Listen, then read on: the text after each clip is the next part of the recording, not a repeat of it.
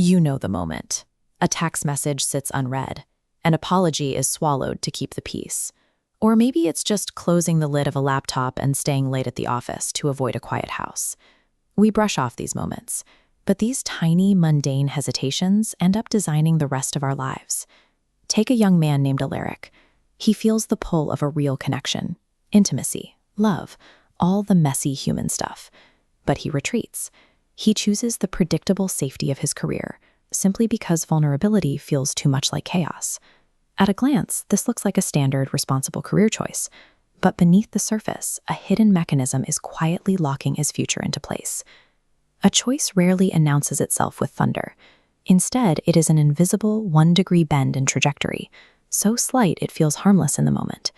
The deepest human suffering comes from these tiny, unexamined choices.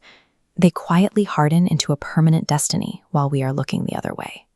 To see exactly where a life veers off course, we have to drag these choices out of the fog and break them down into their mechanical parts. Look at this flowchart. The first layer of the choice is attention. It's the doorway. Alaric only pays attention to the risk of love. Because he filters out the warmth, his decision to avoid it feels logical to him. Beneath that sits value, the hidden weight we assign to what we notice. Alaric values the safety and control of ambition more than the unpredictable risk of another person. Now we reach action. This is the part of the choice that breaks the surface. For Alaric, it's the physical act of walking away and returning to his desk. Finally, we hit consequence. This is the ripple that learns to travel across time, carrying the momentum of those invisible layers into the future. This is the first principles lens. It frames a choice not as a singular event, but as the sum of your attention, your values, your actions, and their resulting consequences. Changing your life doesn't require controlling the entire universe. It only requires mapping the system governing a single, ordinary choice. Let's follow Alaric's trajectory.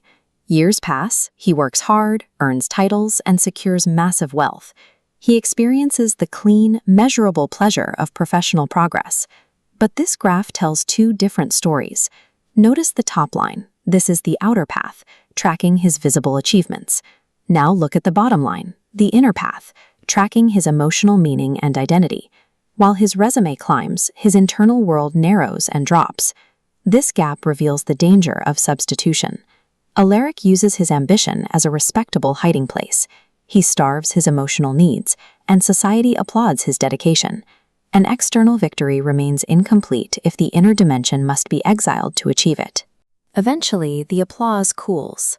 Alaric sits in a quiet room, looks at his accomplishments, and feels a heavy, unnamed sense of absence.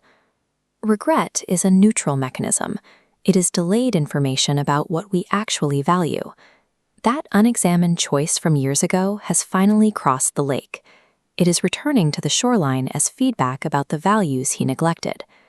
Alaric didn't maliciously harm anyone. He betrayed a human possibility, trading the potential for intimacy for the certainty of control. Feeling regret is a positive signal. It is the first honest evidence that a buried part of yourself is waking up and asking to be heard. How do we apply this awareness to our own choices without becoming paralyzed by overthinking? We start with this framework, the 3-breath pause. Before you react to a trigger, you stop. On breath 1, name what is happening outside. On breath 2, name the feeling inside.